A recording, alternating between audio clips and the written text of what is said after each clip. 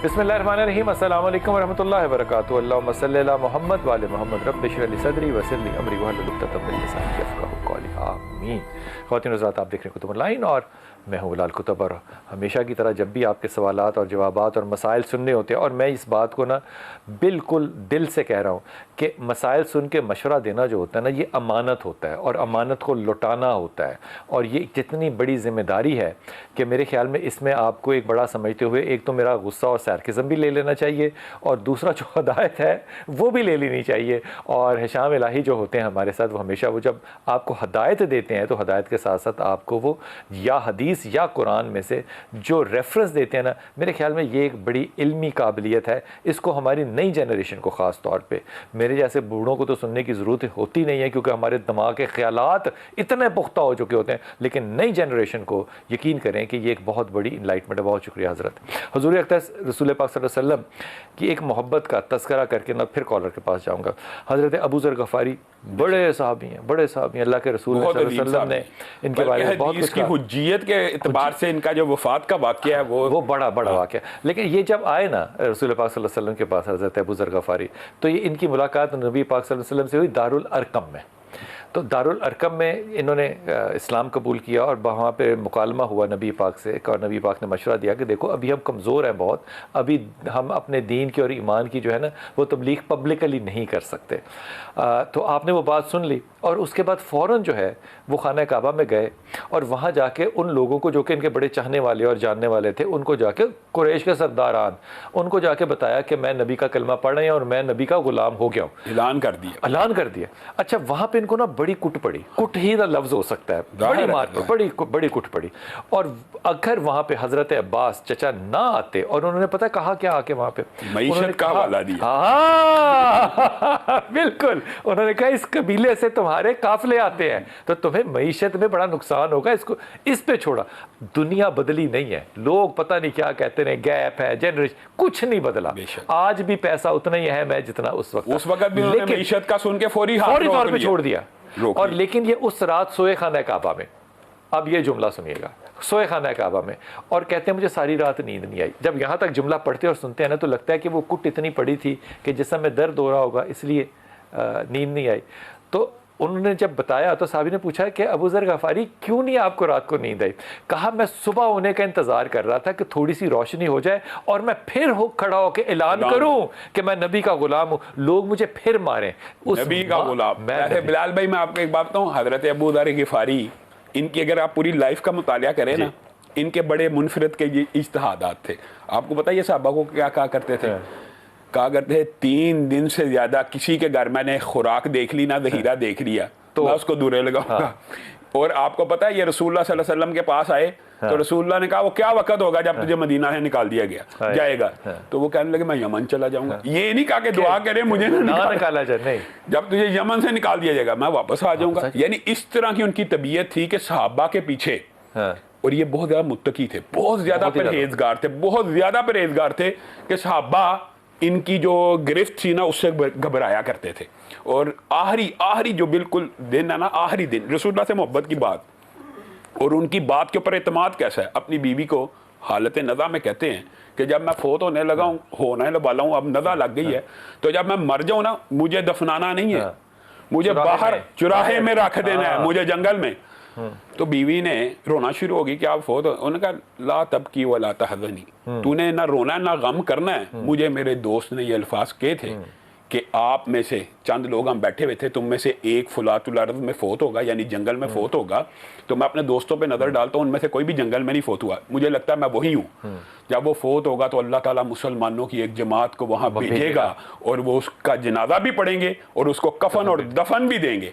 और ये एतमाद था रसूलुल्लाह की हदीस के ऊपर, और अल्लाह ने ऐसे ही किया। जब जान निकली और वहाँ पे पहुंचे कौन? अब्दुल्लाह इब्न मसूद पहुंच गए। मतलब दोनों ही मुत्तकी, दोनों ही मुत्तकी अल्लाह ताला ने मुकर्रर किया होता है। और वो जुमला जो है ना वो मुझे बड़ा अच्छा लगता है कि रसूल पाक सल्लल्लाहु अलैहि वसल्लम जब तबूक के रास्ते में आपको दूर से आते हुए देखा तो आपने क्या दुआ की? अबू ज़र हो जा, अबू ज़र हो जा। ये बुखारी शरीफ है जी। कंज़ा अस्सलाम वालेकुम बेटा।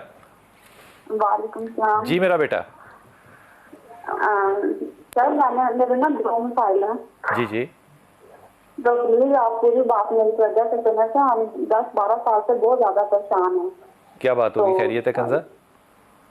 हाँ जी बस खैरियत ऐसा। मेरा मतलब यह है कि मेरा ना तकरीबन 10 साल पहले ना हमसे ना कत्ल हो गया था, तो हमने जानबूझ के नहीं किया था। हमसे क्या मतलब? हमसाए जी, हमसे क्या मतलब? हमसे कत्ल हो गया था? मेरे बहनोई से, मतलब हमारे फैमिली मेरे भाई लोगों अच्छा से। ठीक, बहनोई से कत्ल हो हाँ गया था, जी। ठीक।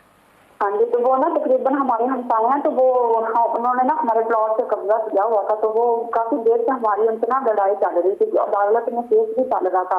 ठीक। तो लेकिन वो हमें नहीं मिल रहा था ना, तो वो बहुत ज्यादा हमसे ना हर वक्त लड़ाई करते थे। मेरे भाई जो है ना उसको मारने की भी बहुत कोशिश की है उन्होंने। अच्छा। तो लेकिन ये है कि वो इसमें कामयाब नहीं हो सके। तो एक दिन ना अफ्तारी पे मेरी आती और मेरे बहनोई आए हुए थे हमारे पास, तो वो कह रहे दूसरा उसमें ना मस्जिद में नमाज पढ़ने के लिए गए थे, तो वो वहाँ पे ना वो उन लोगों हमारे हमसाइयों ने ना मेरे भाई को ना बहुत मारा था। फिर वापस से उसने भी बहुत मारा उसे।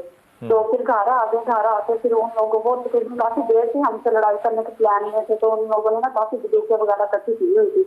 तो वो लोगों ने ना बहुत ज्यादा फायरिंग की। हमारी गली में हम आमने सामने रहते थे, इतनी फायरिंग 1 घंटा फायरिंग करते रहे। तो हम ना अंदर ही बैठे रहे, मेरे बहनोई, मेरे भाई, मेरे ताया अबू, तो वो बहुत ज्यादा फायरिंग करते रहे। लेकिन ना हमने ना फिर वो अंदर घुसने की कोशिश कर रहे थे, हमने पुलिस को भी बहुत कॉल की, वो नहीं आई।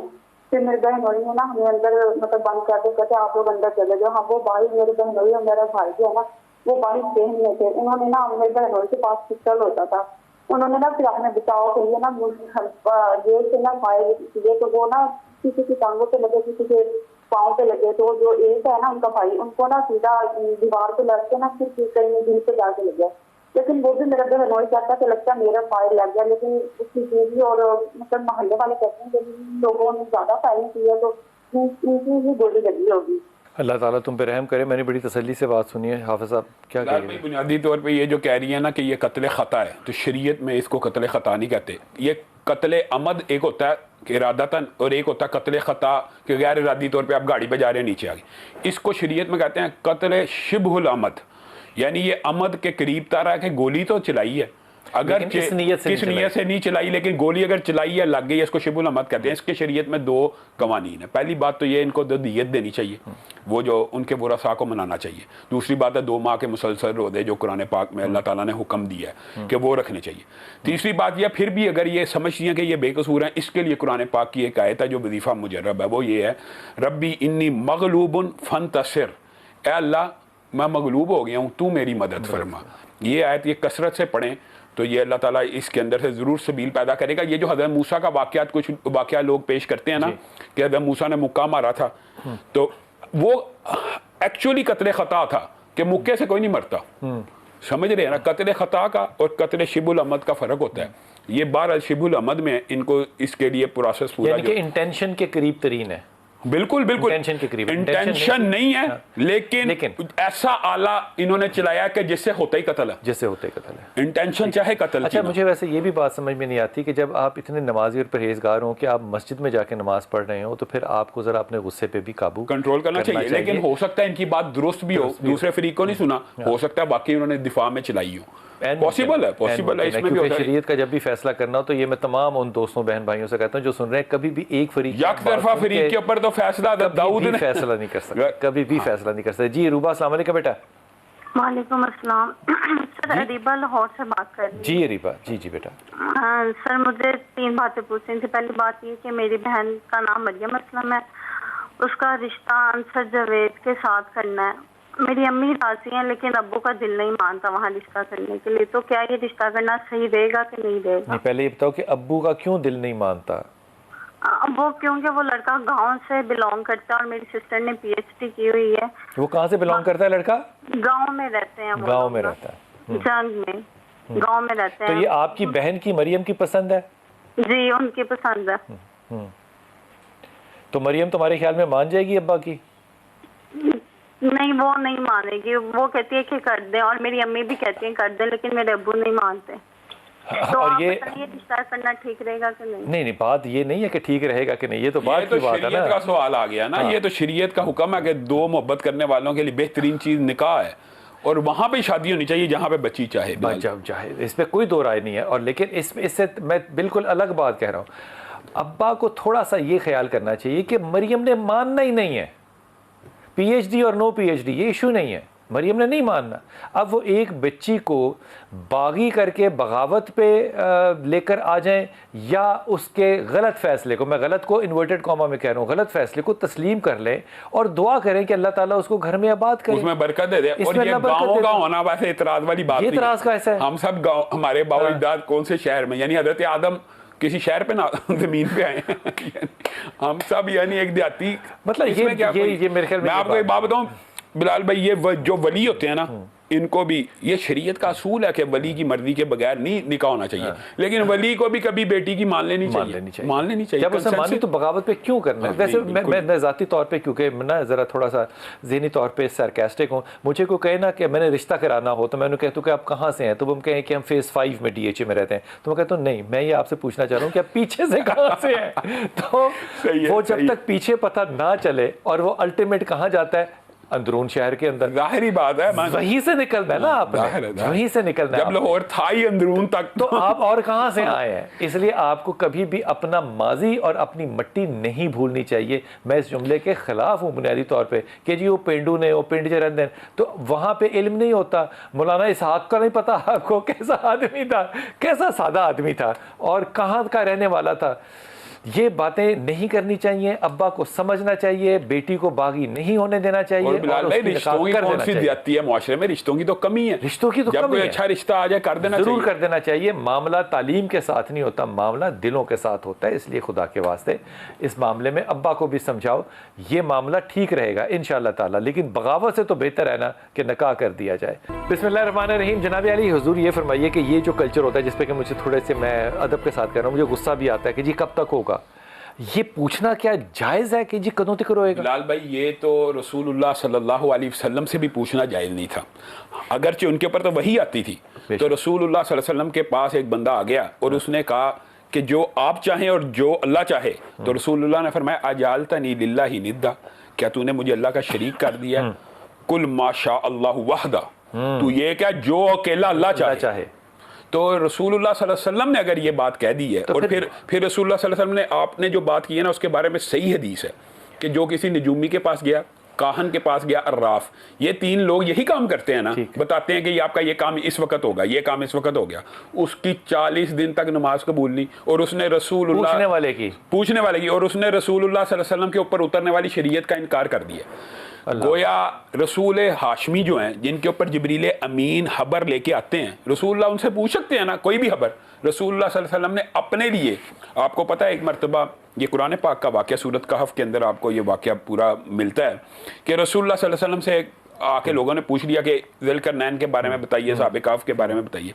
रसूलुल्लाह के मुंह से सिर्फ ये जुमला निकल गया, मैं तुम्हें कल बता दूंगा, मैं तुम्हें बता देता हूँ। इंशाल्लाह नहीं निकला, सिर्फ इंशाल्लाह नहीं निकला। ये कुरान पाक की आयत है, वला तकूलन्ना, अल्लाह ने कह दिया कि आज के बाद ऐसा नहीं कहना।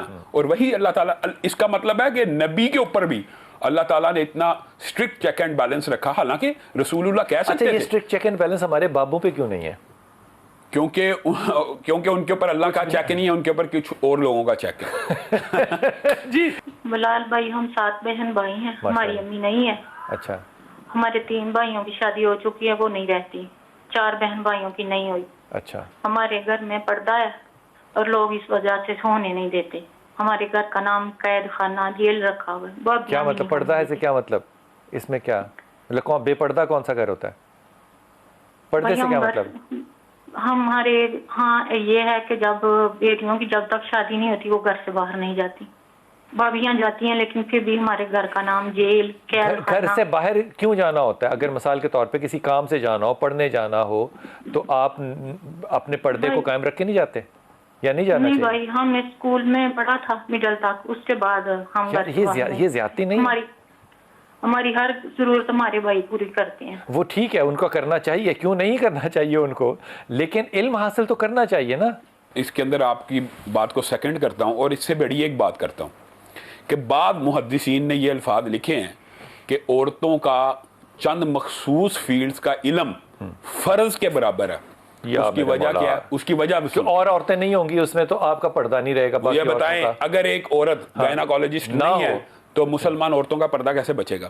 अगर एक औरत टीचर नहीं है तो मुसलमान बच्चियां कैसे तालीम हासिल करेंगी? बुनियादी तौर पे ये बात भी तो समझने की जरूरत है ना कि औरतों को इन मखसूस शोबों में तो कम से कम तालीम जरूर लेनी चाहिए। बिल्कुल लेनी चाहिए। और दो चीज़ें जो हैं ये पढ़ती रहो, एक अल्लाह के दो नाम है या वली या वाली, ये ज़रूर पढ़ती रहो, और दूसरे 3 नाम है इकट्ठे हो, ये एक तस्बीह है, या रहमान या रहीम या करीम।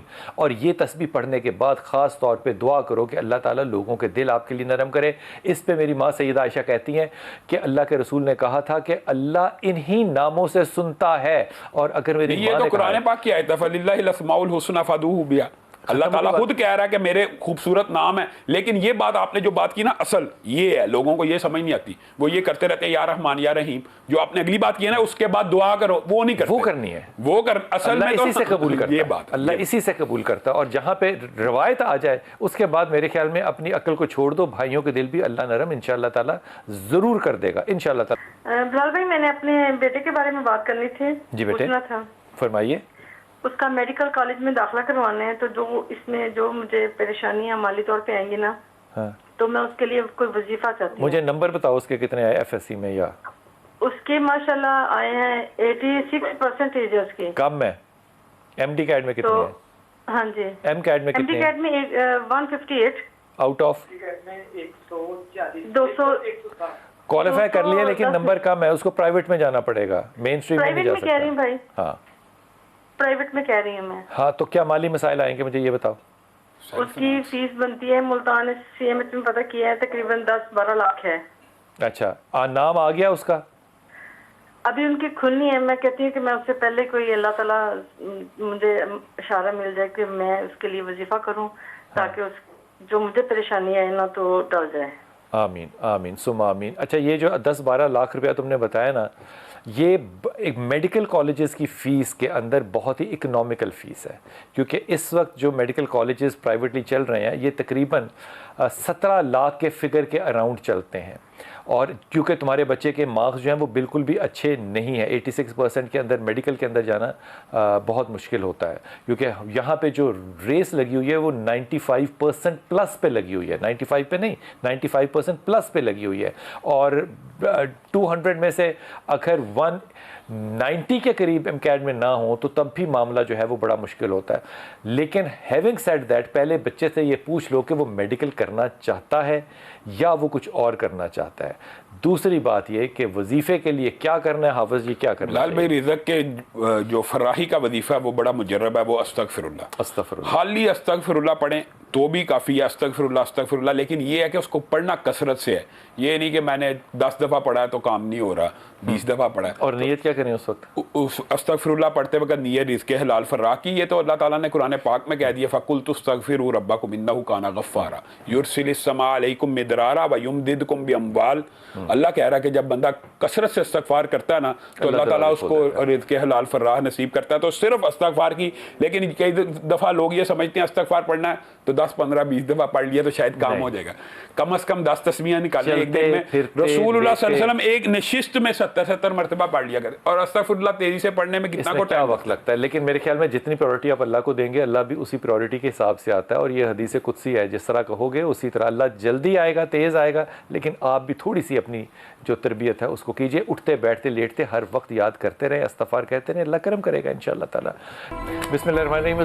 ये जब वाक़या तबूक का पढ़ते हैं तो इसके अंदर एक बड़ा नाम है हज़रत काब बिन मालिक का, जो कि अल्लाह ने कह दिया था कि जो तबूक में नहीं जाएगा वो मुनाफिकीन में से होगा, यानी कि क्लियर कट आ गया था कि कौन जाएगा और कौन नहीं जाएगा, मुनाफिक और ईमान वालों के। लेकिन हज़रत काब नहीं गए थे, हज़रत काब बिन मालिक नहीं गए थे। तीन सहाबी थे, लेकिन मैं सिर्फ हज़रत काब बिन मालिक की बात कर रहा हूँ। ये नहीं गए थे, लेकिन इसके बावजूद अल्लाह ने इनकी माफ़ी उतारी, तौबा कबूल की। 40 दिन तक रसूलुल्लाह सल्लल्लाहु अलैहि वसल्लम, देखें कितनी अजीम आपने रवायत पेश की है कि रसूलुल्लाह सल्लल्लाहु अलैहि वसल्लम से जो आके झूठ बोल रहा था ना, हाँ। कि मेरा ये बहाना है, मैं इस वजह से नहीं गया, रसूलुल्लाह उनके बहाने कबूल करते जा रहे थे। जिन्होंने आके सच बोला, हाँ, कि सीधी बात है, कोई वजह नहीं, फल पके हुए थे, और उस वक्त अपना बाग छोड़ने का दिल नहीं था कर रहा, सोचा था कि जाएंगे, कल जाऊंगा, परसों जाऊंगा, लेट हो गए। तो रसूलुल्लाह सल्लल्लाहु अलैहि वसल्लम ने तीनों सहाबा से मुकाता कर दिया, बात बंद कर दी, और फिर इनके ऊपर ऐसी जिंदगी तंग हुई है। पूरा वाकया कुरान पाक के अंदर और बुखारी शरीफ की तवील तर हदीस है, ये बहुत लंबी। लेकिन जिस वक्त अल्लाह रब्बुल इज़्ज़त ने इनकी तौबा को कबूल किया है। वो अल्लाह ताला ने कुरान पाक के अंदर तो जो तौबा की कबूलियत थी उसका ऐलान किसने किया था?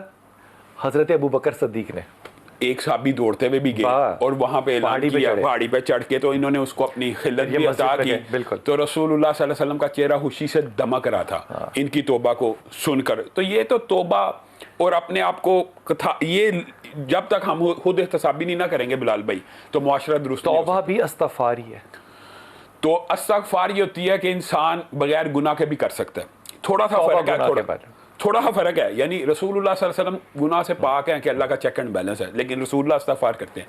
तौबा होती है अपने किसी गुनाह के ऊपर नादम हो जाना, और उस गुनाह का इसलिए कहते हैं अल्लाह ताला जो नहीं याद, अल्लाह ताला तो उसकी भी तौबा करते हैं। अल्लाह तो नहीं भूलता। इंसान तो गुनाह करके भूल सकता है, तो अल्लाह ताला से ये दुआ करनी चाहिए अल्लाह ताला ना करदा गुनाह जो याद हैं उन गुनाहों का, और जो नहीं याद उन सब की तौबा। एक बात मैं जरूर कहना चाहता हूँ, वो जो सवाल है ना बिलाल भाई, खास तौर पे जितने भी ये सवाल आते हैं, वहम, वसवसा, ये डिप्रेशन जिसका आपने वजीफा बताया, ला हौला वला कुव्वता इल्ला बिल्लाह, आपने बड़ा जबरदस्त वजीफा बताया। लेकिन उकबा बिन आमिर को रसूलुल्लाह सल्लल्लाहु अलैहि वसल्लम ने सही हदीस में इसका एक खुद वजीफा बताया। वो ये है कि किसी पनाह मांगने वाले ने इनसे बेहतर चीज़ों से पनाह नहीं मांगी। वो कौन सी दो सूरतें हैं? आखिरी दो सूरतें हैं, कुल आऊज़ु बि रब्बिल फलक और कुल आऊज़ु बि रब्बिन नास। और हैरान कुन बात है बिलाल भाई, आप जरा गौर करें, कुल आऊज़ु बि रब्बिल फलक एक अल्लाह की सिफत बयान की और चार चीज़ों से पनाह मांग ली, हासद से, जादू से, जिन्नात से। और अगली सूरत में कुल आऊज़ु बि रब्बिन नास मालिकिन नास इलाहिन नास, अल्लाह की तीन सिफतें बयान करके किससे पनाह मांगी है? मिन शर्रिल वसवासिल खन्नास। सिर्फ वसवसों से, सिर्फ वसवसों से और वहम से, यानी तीन सिफात बयान करके सिर्फ वसवसों से पनाह मांगी गई है जो शयातीन और इंसान के दिमाग में डालते हैं। या वसवसा इंसानी होता है या शैतानी होता है। इंसानी वसवसा तो ये था विस्पर किया किसी बंदे ने, जैसे कि रिश्ता यहाँ पे ना करना, ये विस्पर हो गया। और बाकी जितने भी वसवसे, ये शैतानी काम ही है फिर। हाँ, काम तो ये काम तो ये भी शैतानी है। तो अल्लाह ताला ने इसीलिए इस सूरत को नाज़िल किया ना कि अल्लाह ताला ने कहा कुल आऊज़ु बि रब्बिन नास मालिकिन नास इलाहिन नास मिन शर्रिल वसवासिल खन्नास अल्लज़ी युवस्विसु फी सुदूरिन नास मिनल जिन्नति वन नास। अल्लाह ने भी कह दिया जिन्नों में से भी वसवसा डालने वाले हैं और इंसानों में से भी। तो वसवसों से अगर बचना है तो ये सूरतें कसरत से पढ़ें, और इनकी तादाद भी रसूलुल्लाह सल्लल्लाहु अलैहि वसल्लम की बाद हदीस में मौजूद है कि 3 मरतबा पढ़नी चाहिए, कम अज़ कम 3 मरतबा पढ़नी चाहिए। कुल या अय्युहल काफिरून जो बंदा पढ़ता है ना उसको 4 दफ़ा पढ़ना चाहिए। अच्छा, ये भी बात आई है, तो कुल या अय्युहल काफिरून हम कहते हैं चारों कुल 3 दफ़ा पढ़ लो।